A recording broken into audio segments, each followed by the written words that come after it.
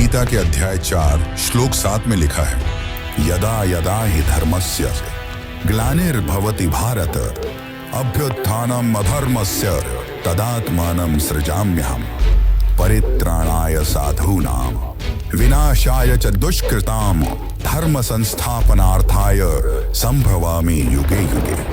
मैं प्रकट होता हूँ, मैं आता हूँ। जब जब धर्म की हानि होती है तब तब मैं आता हूँ। जब जब अधर्म बढ़ता है तब तब मैं आता हूँ। सज्जन लोगों की रक्षा के लिए मैं आता हूँ, दुष्टों का विनाश करने के लिए मैं आता हूँ, धर्म की स्थापना के लिए मैं आता हूँ और युग युग में जन्म लेता हूँ। ये बातें श्री कृष्ण ने कही हैं, जो स्वयं भगवान विष्णु के एक अवतार थे।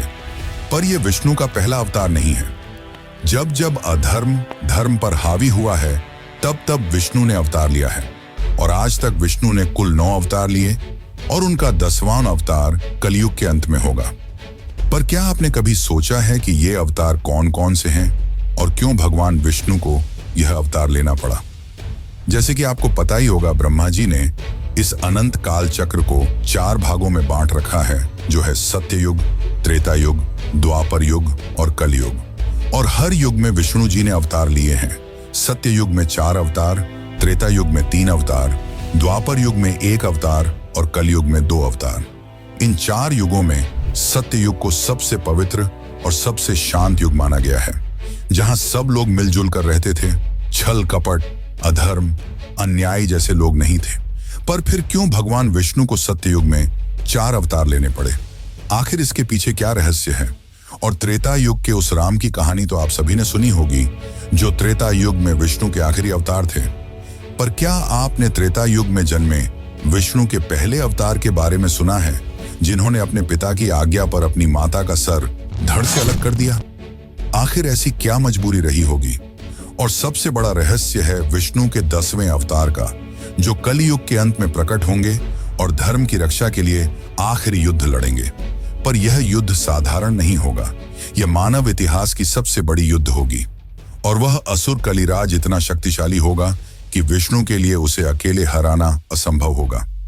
तब 7 चिरंजीवियों के साथ गणेश जी भी एक भयानक अवतार लेंगे और उसके बाद जो होगा वह सुनकर तो आप भी चौंक जाएंगे। यह कहानी केवल विष्णु के 10 अवतार की नहीं, बल्कि सृष्टि के संतुलन की है। तो चलिए आज हम आपको विष्णु के 10 अवतार के दर्शन कराते हैं और उनके बारे में ऐसे बताएंगे जैसे आज तक आपको किसी ने नहीं बताया होगा। लेकिन उससे पहले अगर आपको वीडियो अच्छी लगे तो इसे लाइक करके कमेंट श्री हरि विष्णु जरूर लिखें।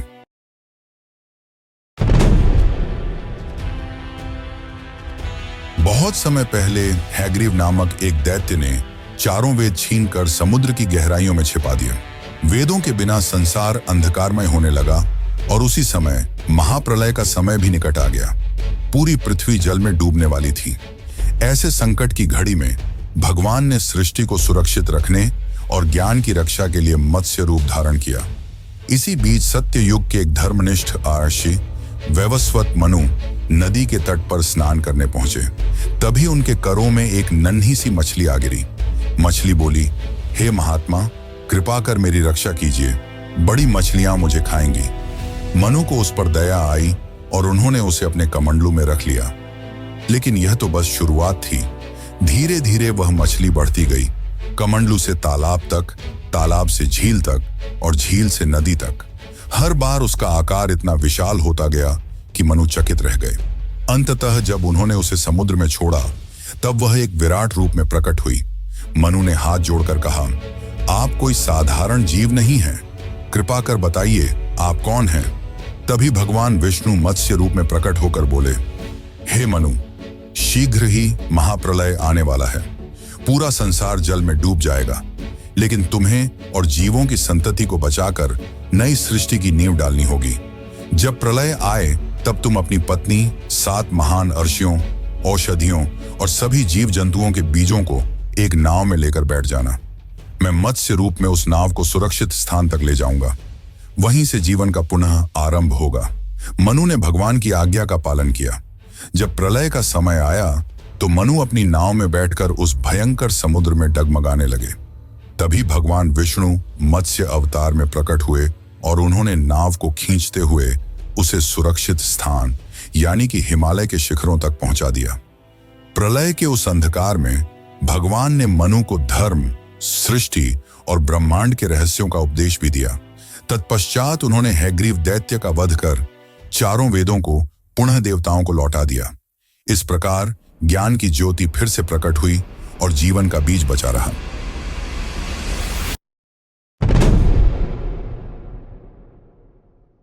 एक समय की बात है, ऋषि दुर्वासा ने देवराज इंद्र को एक माला भेंट की, जिसे इंद्र ने अपने हाथी ऐरावत के गले में डाल दिया। हाथी ने उस माला को पैरों तले रौंद दिया। यह देखकर दुर्वासा अत्यंत क्रोधित हो उठे और उन्होंने देवताओं को श्राप दिया कि उनकी समस्त शक्तियां क्षीण हो जाएंगी। श्राप के प्रभाव से देवता निर्बल हो गए। उधर दानवों ने इस अवसर का लाभ उठाकर उन पर आक्रमण कर दिया। देवता हारने लगे और घबराकर भगवान विष्णु की शरण में पहुंचे। देवताओं ने निवेदन किया, हे प्रभु, यदि आप ही हमारी रक्षा नहीं करेंगे तो अधर्म की विजय निश्चित है।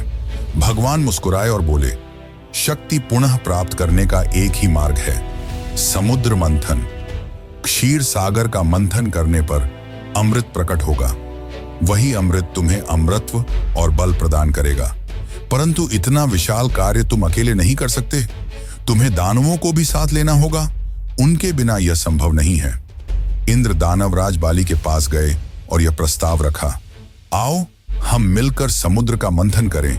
जो भी रत्न और अमृत निकलेगा उसका समान बंटवारा होगा। बाली पहले तो संदेह में था, लेकिन जब उसे पता चला कि यह स्वयं नारायण का आदेश है तो उसने प्रस्ताव स्वीकार कर लिया।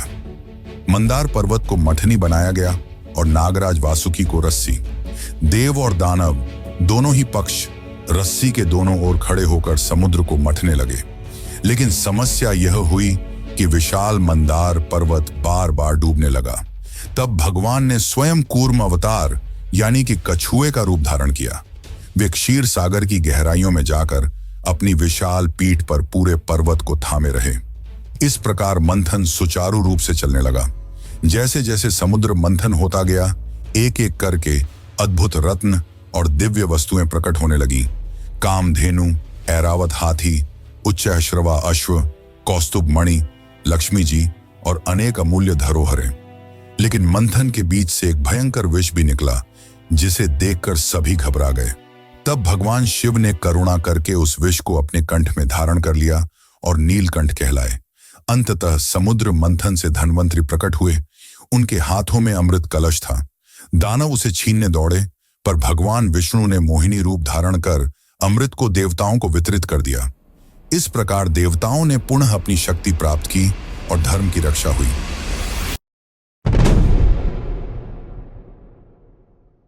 सृष्टि के आरंभिक युगों में दो असुर भाई उत्पन्न हुए, हिरण्याक्ष और हिरण्यकश्यप। दोनों ही दैत्य अत्यंत पराक्रमी और अहंकारी थे। उनकी शक्ति दिन प्रतिदिन बढ़ने लगी। धीरे धीरे उनका आतंक तीनों लोकों में फैल गया। देवता भी उनसे भयभीत हो गए और अधर्म चारों ओर हावी होने लगा। इनमें से हिरण्याक्ष विशेष रूप से गर्व और बल का प्रतीक था। अपनी शक्ति दिखाने के लिए उसने एक अद्भुत कृत्य किया। उसने स्वयं पृथ्वी का अपहरण कर लिया। उसने पृथ्वी को अपने बल से ले जाकर समुद्र की गहराइयों में छिपा दिया, जिससे जीव जंतु, मनुष्य और देवता सब चिंतित हो उठे। पृथ्वी माता ने करुणा भरी पुकार लगाई, हे नारायण, मेरी रक्षा कीजिए। उनकी पुकार सुनकर भगवान विष्णु ने एक अद्भुत रूप धारण किया। वराह अर्थात दिव्य जंगली सुअर। उनकी गर्जना से तीनों लोग गूंज उठे। वराह रूप धारण करके भगवान सागर की गहराइयों में उतरे। वहां हिरण्याक्ष खड़ा था, अपने अद्भुत बल पर घमंड करते हुए। उसने भगवान को देखा और हंसते हुए बोला, अरे ये तुच्छ जानवर मेरे सामने आया है, आज मैं इसे भी नष्ट कर दूंगा। फिर प्रारंभ हुआ एक भयंकर युद्ध। समुद्र की गहराइयों में दोनों का संघर्ष इतना भीषण था कि देवता ऊपर खड़े होकर भय और आश्चर्य से देख रहे थे। इस महासंग्राम में अंततः भगवान वराह ने अपने तीव्र दांतों से हिरण्याक्ष को उठा लिया और उसे चारों ओर घुमाकर परास्त कर दिया। फिर भगवान ने अपनी विशाल दांतों पर पृथ्वी माता को उठाया और उन्हें जल से बाहर लाकर ब्रह्मांड के संतुलन स्थान पर स्थापित कर दिया। लेकिन यह कथा यहीं समाप्त नहीं होती। हिरण्याक्ष का भाई हिरण्यकश्यप इस घटना से क्रोधित हो उठा। उसने निश्चय किया कि वह अपने भाई की मृत्यु का प्रतिशोध अवश्य लेगा। इसी प्रतिशोध की भावना ने आगे चलकर उसे ऐसा वरदान दिलवाया जिसने उसे लगभग अजेय बना दिया। और यही कहानी हमें ले जाती है अगले अद्भुत प्रसंग की ओर, नरसिंह अवतार की ओर।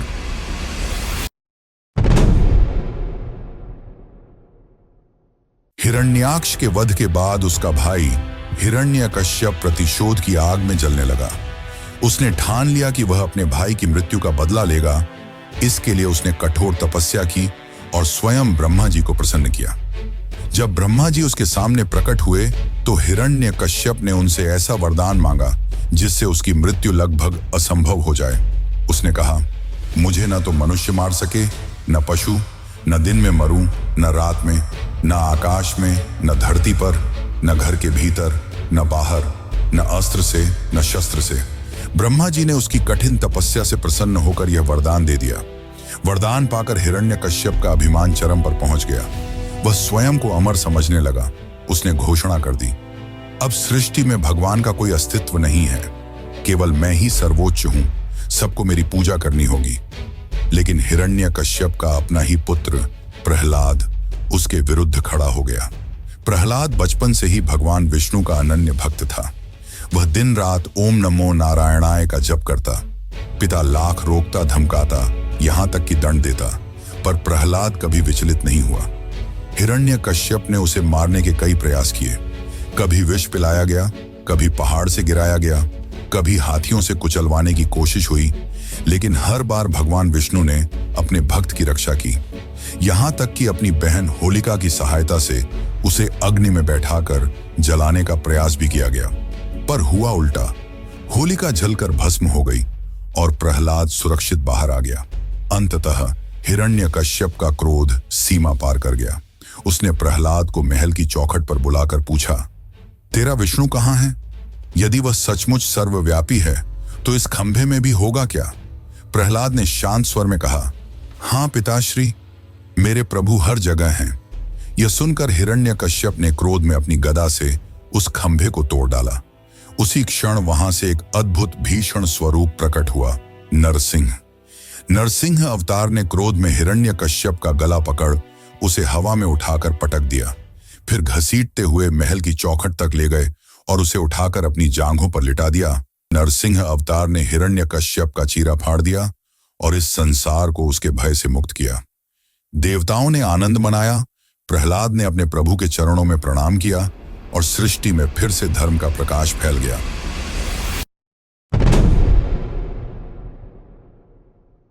हिरण्यकश्यप के वध के बाद उसका पुत्र प्रहलाद भगवान विष्णु का महान भक्त बन गया। प्रहलाद की भक्ति की गाथा तीनों लोकों में प्रसिद्ध हुई। समय बीता और उसके वंश में जन्म हुआ राजा बलि का, जो प्रहलाद का पोता था। बलि बचपन से ही साहसी और उदार थे। उन्होंने कठोर तपस्या की और देवताओं से भी अधिक शक्ति प्राप्त की। गुरु शुक्राचार्य के मार्गदर्शन में उन्होंने असुरों का नेतृत्व किया और एक एक कर देवताओं को पराजित कर दिया। स्वर्ग लोक तक पर कब्जा कर लिया गया। देवता असहाय हो उठे और भगवान विष्णु के पास पहुंचे। भगवान ने देखा कि बलि अत्यंत बलशाली है, परंतु एक गुण उसमें विशेष रूप से प्रबल था, उसकी दानवीरता। वह किसी भी याचक को खाली हाथ नहीं लौटाता था। इसीलिए उन्होंने वामन अवतार धारण किया, एक छोटे से ब्राह्मण बालक का रूप। सिर पर जटाजूट, हाथ में कमंडल, शरीर पर चमकता तेज और वाणी में विनम्रता। एक दिन राजा बलि विशाल यज्ञ कर रहे थे, तभी वहां यह नन्हा ब्राह्मण पहुंचा। बलि ने उनका आदर सत्कार किया और बोला, ब्रह्मचारी, बताइए आपको क्या चाहिए, मैं आपको अवश्य दान दूंगा। वामन मुस्कुराए और बोले, राजन, मुझे केवल 3 पग भूमि चाहिए, जहां मैं शांति से बैठकर तप कर सकूं। सभी सभा चकित रह गई। इतना महान दानवीर राजा और इतना छोटा सा दान। बलि ने हंसते हुए कहा, मुझे लगा था कि तुम स्वर्ण, गाय या कोई राज्य मांगोगे, लेकिन तुमने तो केवल 3 पग भूमि मांगी। इसे मैं अवश्य दूंगा। जैसे ही बलि ने संकल्प लिया, वही छोटा ब्राह्मण अचानक विराट हो उठा। उसका शरीर आकाश छू गया, सिर से ब्रह्मांड तक उसका प्रकाश फैल गया। ये थे स्वयं वामन विष्णु का त्रिविक्रम रूप। भगवान ने पहला पग बढ़ाया, पूरी पृथ्वी नाप ली। दूसरा पग बढ़ाया, पूरा आकाश माप लिया। अब तीसरे पग के लिए स्थान नहीं बचा। भगवान ने बलि की ओर देखा। बलि ने मुस्कुराकर अपना सिर झुका दिया और कहा, प्रभु, तीसरा पग आप मेरे मस्तक पर रख दीजिए। भगवान ने ऐसा ही किया और बलि को पाताल लोक भेज दिया। परंतु उनकी दानवीरता और सत्यनिष्ठा से प्रसन्न होकर विष्णु ने उन्हें आशीर्वाद दिया, राजन, तुम पाताल लोक में भी राजा बनोगे और मैं स्वयं तुम्हारे द्वार पर सदैव पहरा दूंगा। यही कारण है कि आज भी लोग मानते हैं कि राजा बलि के द्वार पर स्वयं विष्णु वामन रूप में द्वारपाल बने खड़े हैं।